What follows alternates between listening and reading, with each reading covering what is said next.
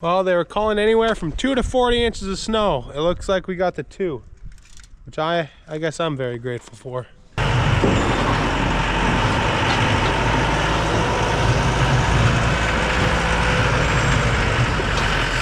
I'm not gonna push a whole lot of it, but I'm at least gonna push the concrete pad off in front of the shop here. Just cause though it doesn't sit there and melt forever, and got a nice place to walk. So I gotta get these 2 vehicles moved.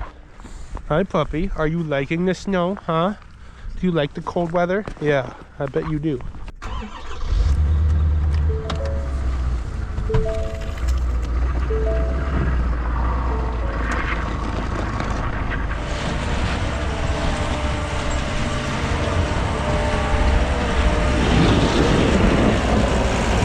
Pushing snow can be an oddly satisfying job for me, but it also can get very repetitive. Like last winter, it was very, very repetitive.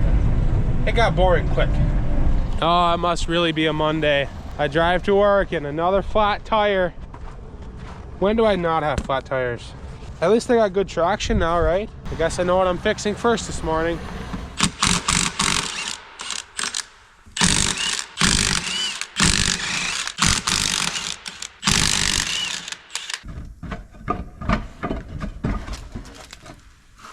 Now the real question is, do I do it the lazy way and just push a push plug in it, or the proper way and patch? Being as I don't exactly know where the hole is, it's just leaking in this general area.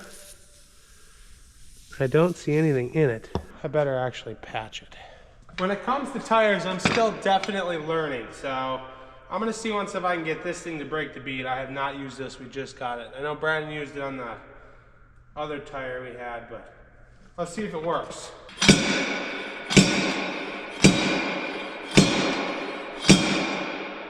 No go, Farmer Joe. Okay, now this thing's gotta work.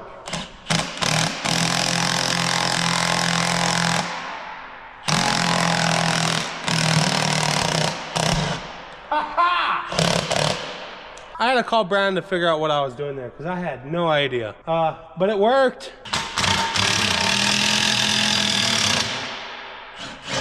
I have no idea what I did, but I did it. That worked pretty slick. Well, I found a nail in my tire. At least one half to it. Hey, I did it. I don't think I wrecked my tire. I hope I didn't. Well, you know, I was talking about maybe putting a push plug in here. Apparently, I already put one in this tire. Now, since I have it apart, do I patch my push plug or just patch the cut that the rock made? I say we leave the push plug.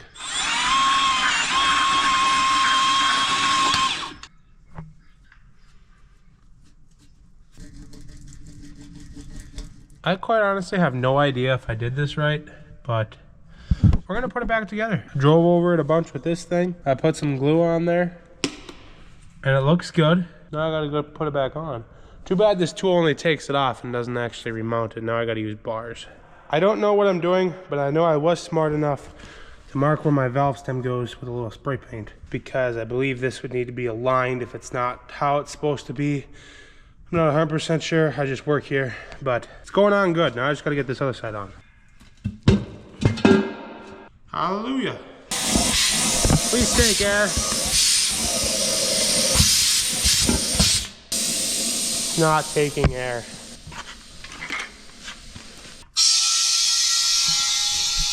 Give this tire a little bit of persuasion here.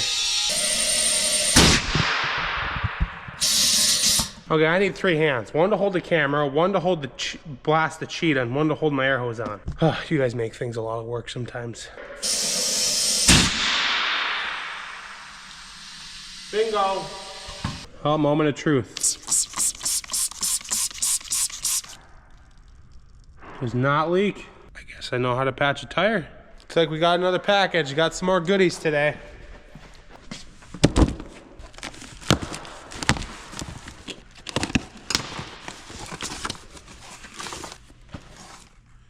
We got ourselves some filters.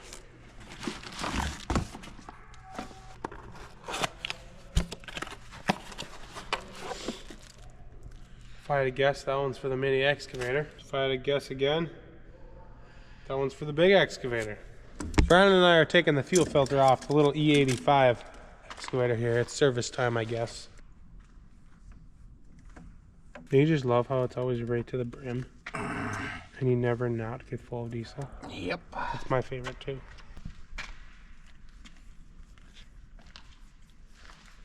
Installing my fuel filter from Friday Parts.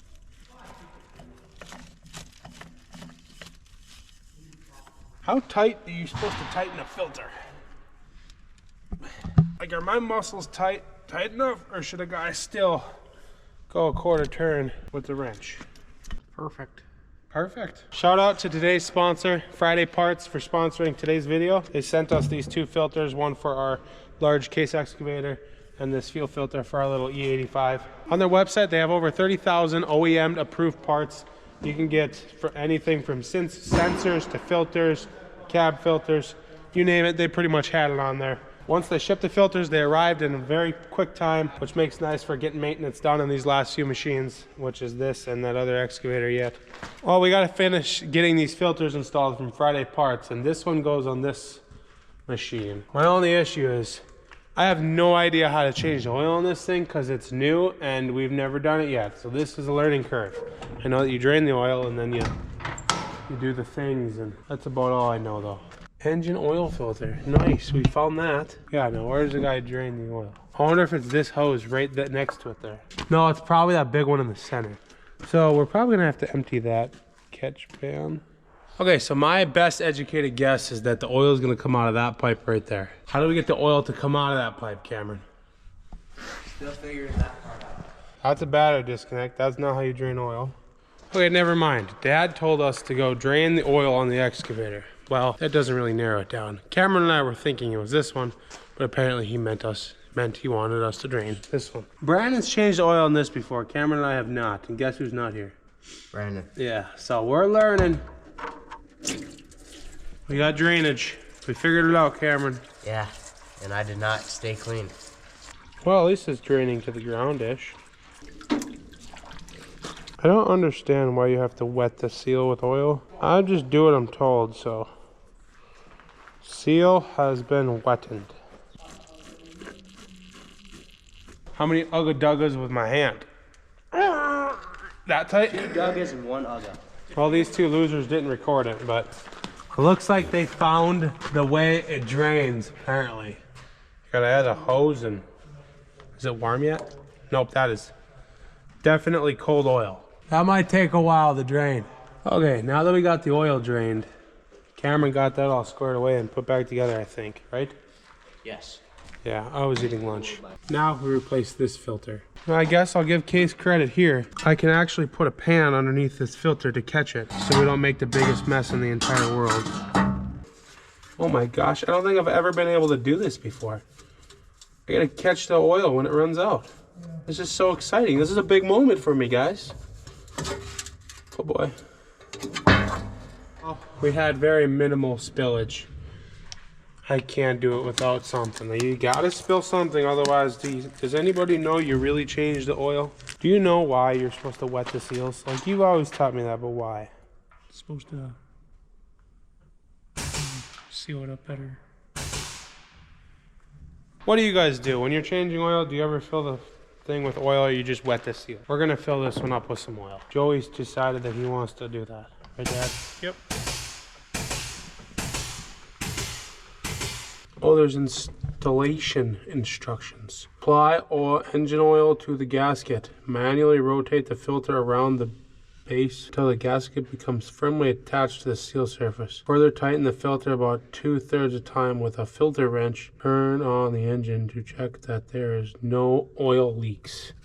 That was very detailed. You know what I'm gonna do? I'm gonna tighten it on like this. I'm gonna take my wrench, I'm just gonna go a tiny bit more, and then we're gonna call it a day. That filter's actually surprisingly really easy to get at. I like that you can catch 90% of it when it drains out. One last thank you to Friday Parts for sponsoring today's video and getting me a filter for this machine that I've yet to ever maintenance.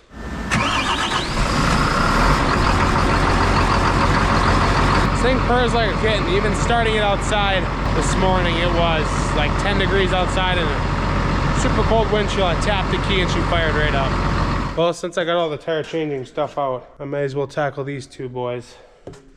on the skid steer. It's not gonna be fun, but it's gotta be done.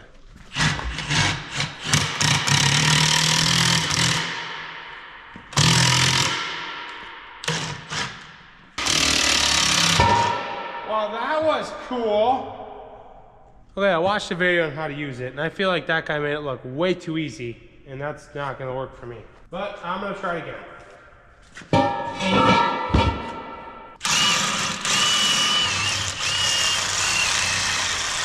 I don't get it. Does it just not work for skid steer tires? Like, there is virtually no way I'm getting this on there. Oh my gosh, I have been fighting this tool, trying to get it on the bottom side bead for at least the past 30 minutes. I'm so exhausted. I don't know if I was just doing it wrong or what, but I finally got it. Persistence won on this one. Now, to get it to take it off.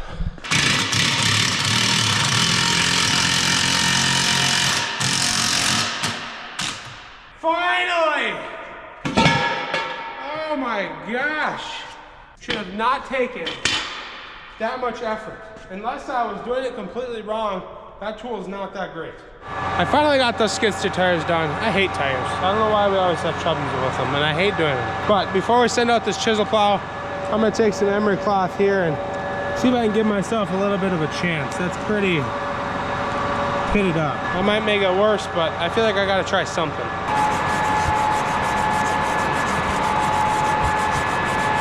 There, it doesn't look a whole lot better. It looks a little better, but it feels a lot better. Maybe I'm giving myself a chance of it not leaking now. It wasn't leaking before, I know that, but then it sat outside for several years.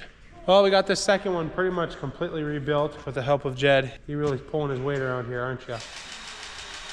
Cameron and Dad are over here greasing bearings and just greasing it up in general too. Now we can get these chisel plows out of here. Also putting a little air in the tires. Surprisingly, they still hold air. Jedediah went and took a bolt and brought it underneath here, thinking he was fixing it. Now his uncle's got to get it and scrap it because it's junk. The threads are garbage. Okay, yep, we got to get that leaky hose fixed yet. I think that's all of them then, until the rest of these decide to blow up. That doesn't look very good either. Well, I got the last hydraulic hose replaced on this digger, so I think we're gonna get both of these out. They're done, they're all fixed up, patched back together and ready to go. Now we gotta get some different equipment in here. He says that we ran the 6420 out of oil.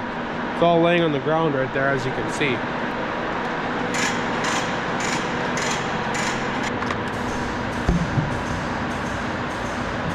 I do not miss back in the day actually like manually having to wind up hoses. Hose reels are awesome. Dad's investigating my sanding of the cylinder. Yeah, I would say we maybe have a chance now.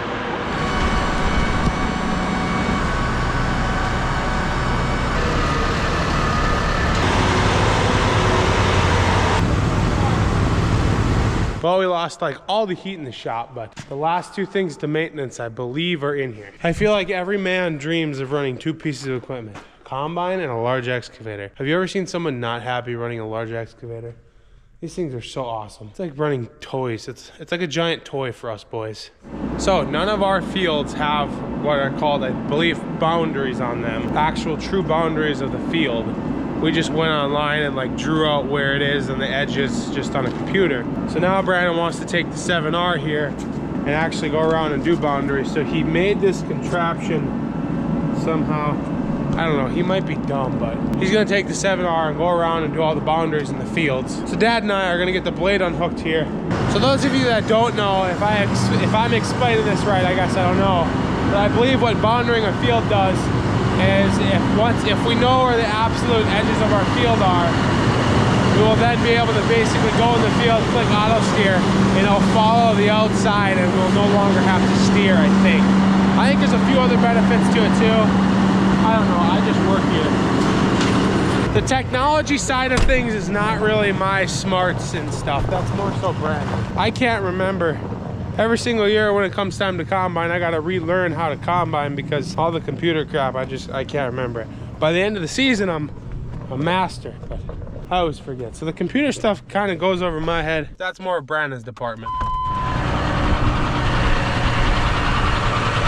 Little 7R 210 is such a good looking tractor in my opinion. Cold out here, Dad. Yeah. I bet it is warm in there. Okay.